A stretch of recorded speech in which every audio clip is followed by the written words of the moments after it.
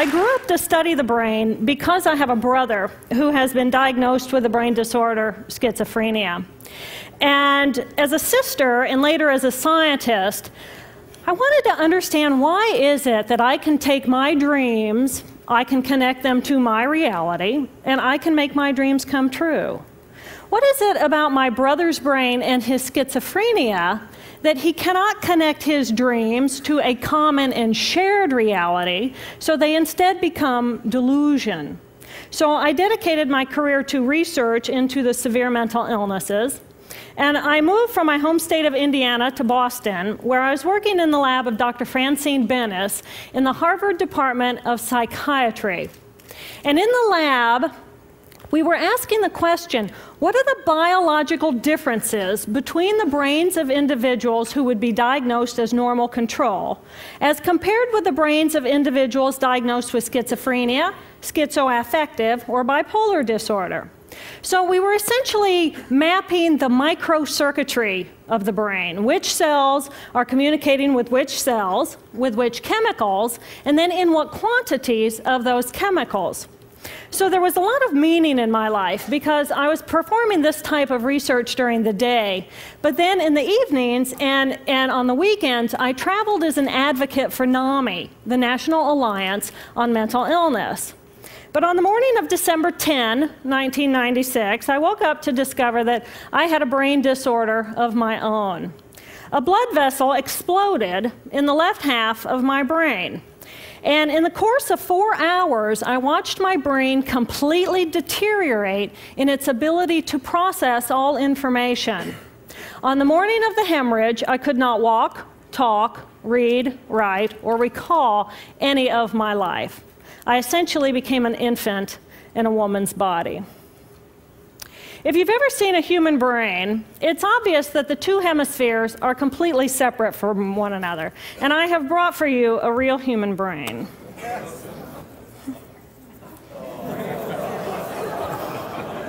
Thank you. So this is a real human brain. This is the front of the brain, the back of the brain with the spinal cord hanging down. And this is how it would be positioned inside of my head. And when you look at the brain, it's obvious that the two cerebral cortices are completely separate from one another. For those of you who understand computers, our right hemisphere functions like a parallel processor, while our left hemisphere functions like a serial processor. The two hemispheres do communicate with one another through the corpus callosum, which is made up of some 300 million axonal fibers. But other than that, the two hemispheres are completely separate. Because they process information differently, each of our hemispheres think about different things, they care about different things, and dare I say, they have very different personalities. Excuse me. Thank you. It's been a joy. Our right human hemisphere is all about this present moment. It's all about right here, right now. Our right hemisphere, it thinks in pictures, and it learns kinesthetically through the movement of our bodies. Information in the form of energy streams in simultaneously through all of our sensory systems, and then it explodes into this enormous collage of what this present moment looks like, what this present moment smells like and tastes like, what it feels like, and what it sounds like. I am an energy being connected to the energy all around me through the consciousness of my right hemisphere. We are energy beings connected to one another through the consciousness of our right hemispheres as one human family. And right here, right now, we are brothers and sisters on this planet, here to make the world a better place. And in this moment, we are perfect, we are whole, and we are beautiful. My left hemisphere, our left hemisphere, is a very different place. Our left hemisphere thinks linearly and methodically. Our left hemisphere is all about the past, and it's all about the future. Our left hemisphere is designed to take that enormous collage of the present moment and start picking out details, and more details about those details. It then categorizes and organizes all that information, associates it with everything in the past we've ever learned, and projects into the future all of our possibilities. And our left hemisphere thinks in language. It's that ongoing brain chatter that connects me and my internal world to my external world. It's that little voice that says to me, hey, you got to remember to pick up bananas on your way home. I need them in the morning. It's that calculating intelligence that reminds me when I have to do my laundry. But perhaps most important, it's that little voice that says to me, I am. I am. And as soon as my left hemisphere says to me, I am, I become separate. I become a single, solid individual, separate from the energy flow around me and separate from you. And this is the portion of my brain that I lost on the morning of my stroke. On the morning of the stroke, I woke up to a pounding pain behind my left eye. And it was the kind of pain, caustic pain, that you get when you bite into ice cream. And it just gripped me, and then it released me. And then it just gripped me, and then it released me. And it was very unusual for me to ever experience any kind of pain, so I thought, okay, I'll just start my normal routine. So I got up and I jumped onto my CardioGlider, which is a full body, full exercise machine. And I'm jamming away on this thing, and I'm realizing that my hands look like primitive claws grasping onto the bar. And I thought, that's very peculiar. And I looked down at my body, and I thought, whoa, I am a weird-looking thing. And it was as though my consciousness had shifted away from my normal perception of reality, where I'm the person on the machine having the experience, to some esoteric space where I'm witnessing myself having this experience. And it was all very peculiar, and my headache was just getting worse, so I get off the machine, and I'm walking across my living room floor, and I realize that everything inside of my body has slowed way down. And every step is very rigid and very deliberate. There's no fluidity to my pace, and there's this constriction in my area of perception, so I'm just focused on internal systems. And I'm standing in my bathroom getting ready to step into the shower, and I could actually hear the dialogue inside of my body. I heard a little voice saying, okay, you muscles, you got to contract, and you muscles, you relax. And then I lost my balance, and I'm propped up against the wall. And I looked down at my arm, and I realized that I can no longer define the boundaries of my body. I can't define where I begin and where I end, because the atoms and the molecules of my arm blended with the atoms and molecules of the wall. And all I could detect was this energy. And I'm asking myself, what is wrong with me? What is going on? And in that moment, my brain chatter, my left hemisphere brain chatter, went totally silent. Just like someone took a remote control and pushed the mute button. Total silence. And at first I was shocked to find myself inside of a silent mind. But then I was immediately captivated by the magnificence of the energy around me. And because I could no longer identify the boundaries of my body, I felt enormous and expansive. I felt at one with all the energy that was, and it was beautiful there. And then all of a sudden, my left hemisphere comes back online, and it says to me, hey, we got a problem, we got to get some help. And I'm going, oh, I got a problem. So it's like, okay, I got a problem. But then I immediately drifted right back out into the consciousness, and I affectionately refer to this space as La La Land. But it was beautiful there. Imagine what it would be like to be totally disconnected from your brain chatter that connects you to the external world. So here I am in this space, and my job and any stress related to my job, it was gone. And I felt lighter in my body. And imagine all of the relationships in the external world and any stressors related to any of those, they were gone. And I felt this sense of peacefulness.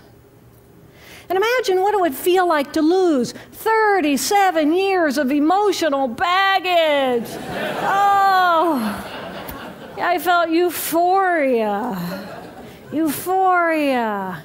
It was beautiful there. And then again, my left hemisphere comes online and it says, hey, you've got to pay attention. We've got to get help. And I'm thinking, I got to get help. I got to focus. So I get out of the shower and I'm mechanically dressed and I'm walking around my apartment and I'm thinking, I got to get to work. I got to get to work.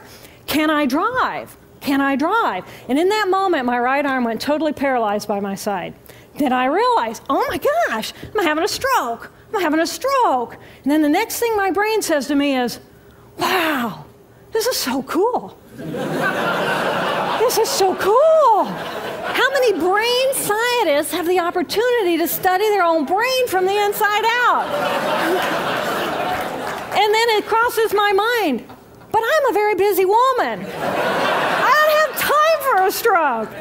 It's like, okay, I can't stop the stroke from happening, so I'll do this for a week or two, and then I'll get back to my routine. Okay, so I got to call help. I got to call work. I couldn't remember the number at work. So I remembered in my office I had a business card with my number on it. So I go into my business room. I pull out a 3-inch stack of business cards. And I'm looking at the card on top. And even though I could see clearly in my mind's eye what my business card looked like, I couldn't tell if this was my card or not, because all I could see were pixels. And the pixels of the words blended with the pixels of the background and the pixels of the symbols, and I just couldn't tell. And then I would wait for what I call a wave of clarity.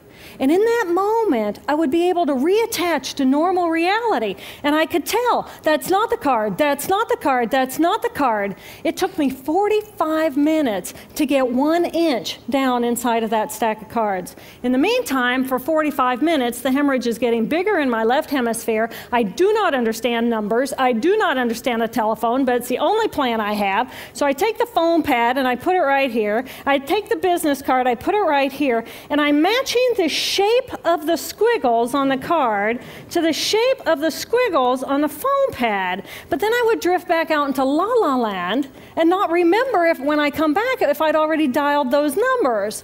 So I had to wield my paralyzed arm like a stump and cover the numbers as I went along and push them so that as I would come back to normal reality, I'd be able to tell, yes, I've already dialed that number. Eventually, the whole number gets dialed, and I'm listening to the phone, and my colleague picks up the phone, and he says to me, and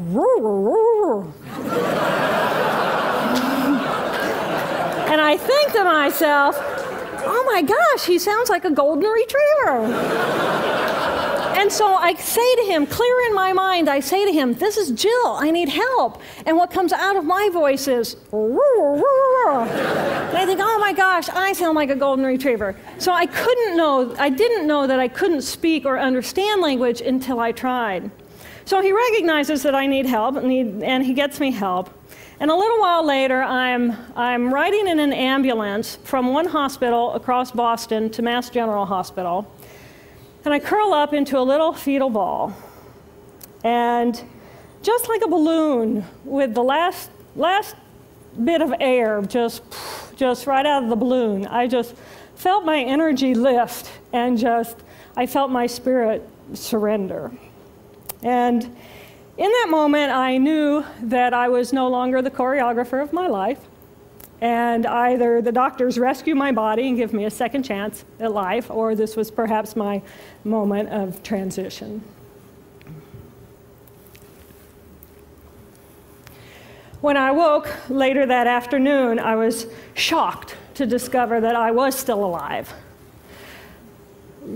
When I felt my spirit surrender, I said goodbye to my life, and my mind was now suspended between two very opposite planes of reality. Stimulation coming in through my sensory systems felt like pure pain. Light burned my brain like wildfire, and sounds were so loud and chaotic that I could not pick a voice out from the background noise, and I just wanted to escape. Because I could not identify the position of my body in space, I felt enormous and expansive, like a genie just liberated from her bottle. And my spirit soared free like a great whale gliding through a sea of silent euphoria. nirvana. I found nirvana.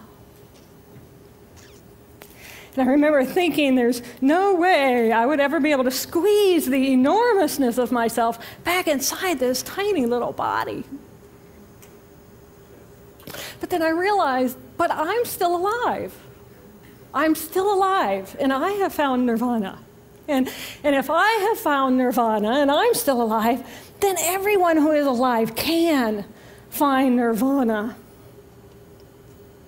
And I pictured a world filled with beautiful, peaceful, compassionate, loving people who knew that they could come to this space at any time and that they could purposely choose to step to the right of their left hemispheres and find this peace.